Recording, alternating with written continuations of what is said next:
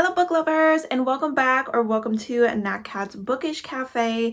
Today I am here to do my April mid-month check-in.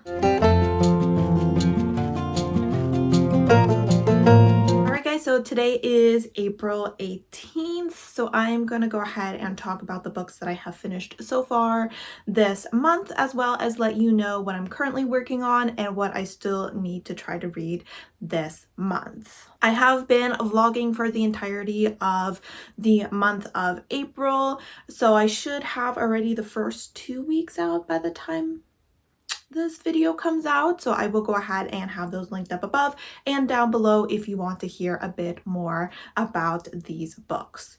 This month has been a little busier than usual, so I haven't been reading quite as much, so I've actually only finished 4 books, but we'll go ahead and jump right into those reviews. So the first book I finished, I actually forgot to mention in my reading vlog, so sorry about that. That is The Deep by Rivers Solomon, and this was a very short fantasy story in which we are following a species that is descendant of the newborn children of slaves that were thrown over the slave ships. I unfortunately ended up giving this book only 3 stars. I will say, while the theme of the story was definitely intriguing and moving, the story itself and the characters itself just didn't grasp me, and I oftentimes found myself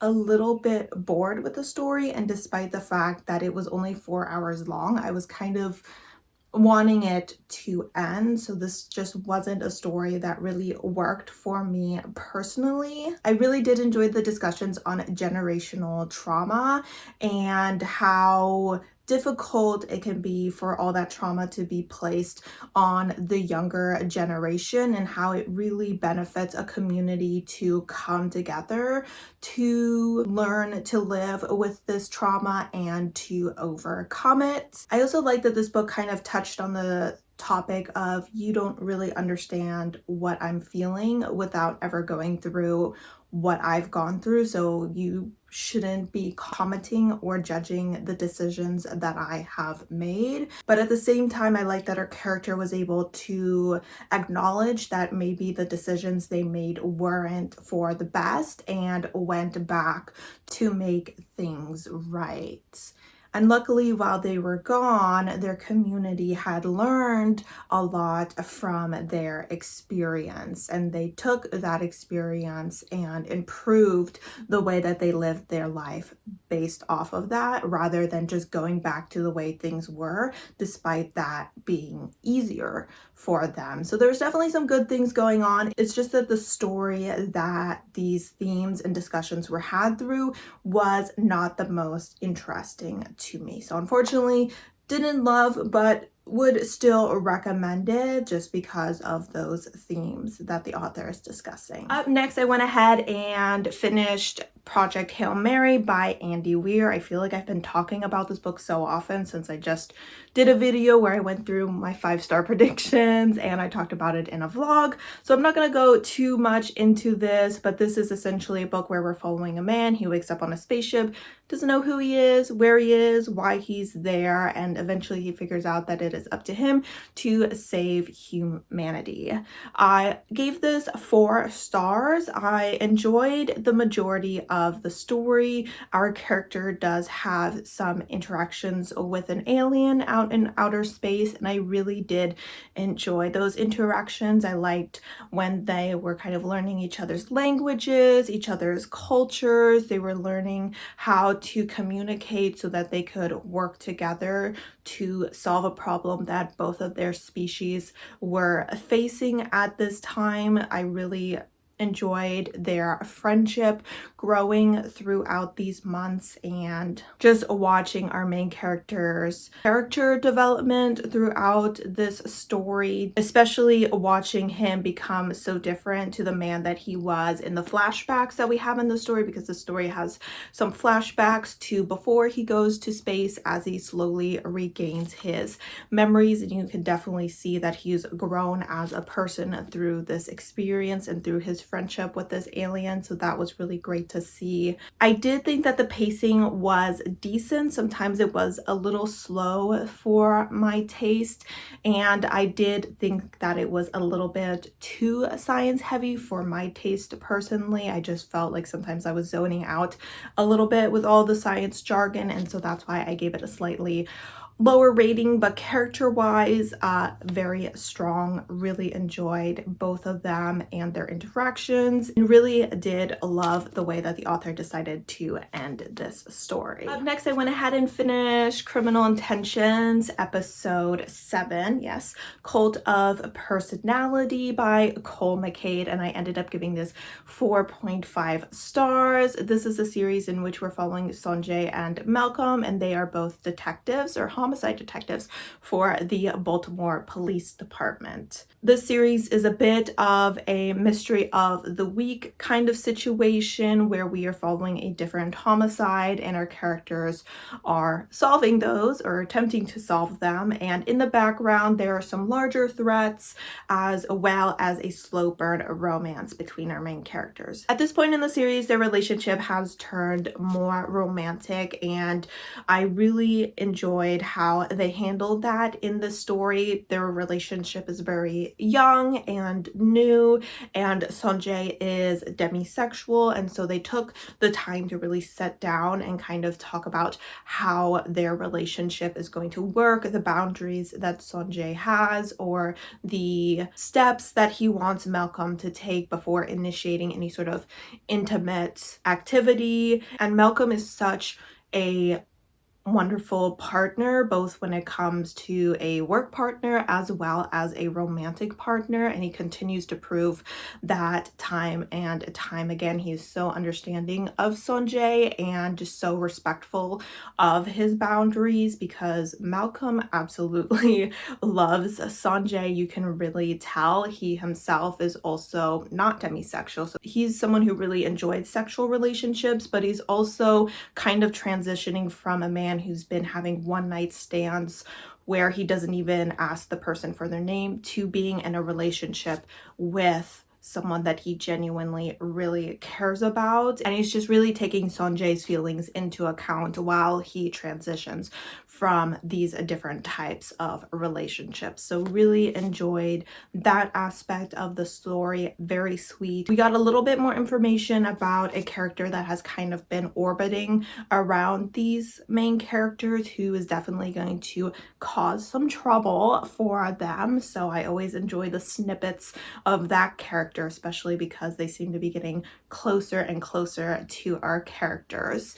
Unfortunately, I couldn't give it a full 5 stars just because the mystery aspect of the story, I think, was resolved a little bit quickly, and I felt like the author really should have expanded on it a little bit more, especially because we were dealing with a cult, and so we were dealing with a narcissist, and Sanjay in the past had a negative interaction with someone who was very controlling and possibly narcissistic, so there was a lot of connection between Sanjay in this case, and I was just surprised that the author didn't spend more time diving into Sanjay's feelings about all of this. But otherwise, it was a wonderful story. I continue to love the characters. I continue to love Cole McCade's writing, and I am very excited to continue with this series. And the last book that I have finished so far this month, we have the Invocations by Crystal Sutherland, and I listened to this as an audiobook. I was really anticipating this release. I really enjoyed her other book, The House of Hollow, and unfortunately, this one just felt a little flat in comparison. I ended up only giving it 3.5 stars. In this book, we are following 3 characters. We have Jude, who has made a messy deal with some demons. We have Zara, who is trying to use necromancy to bring her sister back to life. Her sister was murdered, and she is trying to bring her back to life so that she can apologize for the fight that they had before she died. And also, she would like to know who murdered her sister. And then we have Emmer, I believe is her name, and she is the only witch that survived a massacre that happened a few years ago, and she's been kind of living on her own, kind of on the run, and she has been creating these curses for women so that they can protect themselves. And the three girls all come together when they start to realize that the girls that Emmer has been giving curses are the victims of this serial killer. So it sounds like it would be a really interesting story. We have these three girls from very different lives coming together to take on a common evil. And unfortunately, it just didn't give those vibes. The girls seem to very much have their individual agendas for the majority of the book. I would say the dream team didn't really come together until like the final hour of the audiobook, which I think the author just took too long for our characters to really reach that point of girl power. I think the author just took too long for our characters to reach that point of camaraderie that I was hoping to see throughout the story. I also had a lot of trouble kind of connecting to a lot of the characters. I really did enjoy Jude as a character. She seemed to be the most alive despite being the closest to death due to her connection to the demons. But the other characters just felt a little flat to me, and Zara I actually at times found rather unlikable, and I never felt like she fully redeemed herself either. So I did struggle a lot with this book. I would say the last couple hours of it were definitely exciting and fun, if not the most original outcome of a story, but I will definitely continue to give Crystal Sutherland another chance. This book just didn't 100% work for me. All right, guys, that was a really quick wrap up. Let's go ahead and talk about the books that I am currently working on. So to start with, I have my audiobook, which is There Is No Way That I'm Dying First by Lisa Springer, I believe. And I was just listening to it before I got on this camera, and I forgot to check where I was in it. I would say I'm probably somewhere between the 75-80% of this book, so I'm definitely approaching the end of it. I'm enjoying it. I'm not loving it. It's feeling like it may possibly be a 3-star read. It just feels a little bit cheesy at times, and like I have to suspend my disbelief a little bit too much. I'm not a slasher expert, so maybe that's just how slashers are supposed to feel, but we'll see how the story ends. I will go ahead and continue it, and it's a decent time. As far as my physical books, my current physical read is Bloom by Delilah Dawson. This book is taking way longer than I thought it would. I just have not had a lot of time to read this week. I've had a lot of other things going on, but I think I have like less than 40 pages, so I would really love if I finished this book today. I also have a nonfiction, which is A Beautiful Boy by David Sheff. I went ahead and finished part 1 of this, and once I finished Bloom, I will go ahead and jump back into this. It's just a very difficult read because it is a nonfiction about a father whose son is struggling with drug addiction, so I just can't read it for long periods of time without eye rolling and thinking about all the terrible things that could potentially happen to this boy as he falls deeper and deeper into drug addiction. As far as books I still need to read, I think I only have one audiobook, which is The Forest of a Thousand Lanterns, I believe is what it's called.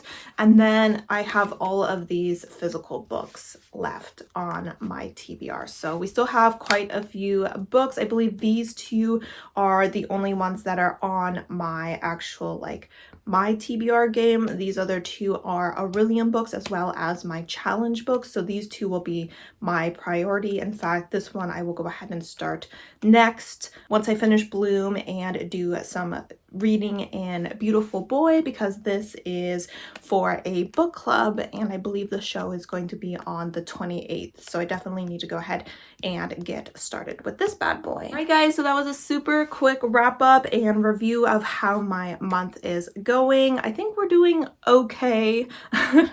Not reading as much as I would like, but like I said, life has just been a little bit hectic lately. If you watch my vlogs, you might kind of see why that is, but I would love to know how your month is going so far. What's your favorite book that you've read so far? Any 5-star rates yet? And as always, guys, thank you so much for supporting my channel by watching my videos, and I hope to see you next time. Bye!